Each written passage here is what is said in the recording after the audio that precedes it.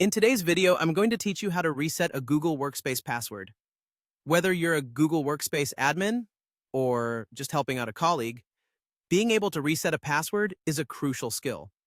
So let's dive right in. First things first, you'll want to be on your Google Workspace dashboard. This is where you manage and oversee based on all of your organization's users and settings. It can seem a bit overwhelming at first, but with just a little practice, you'll be navigating like a pro.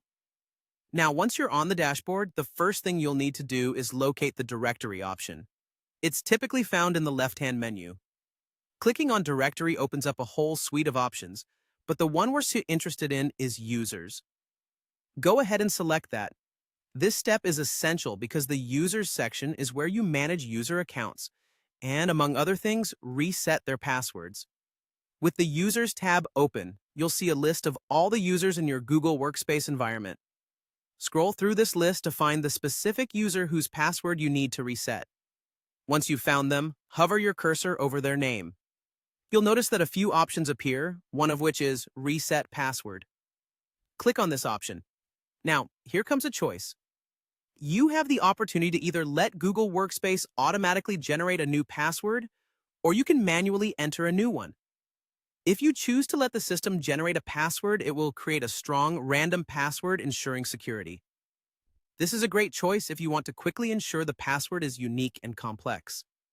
However, if you're resetting the password for someone who prefers or needs a specific password, the manual option is best.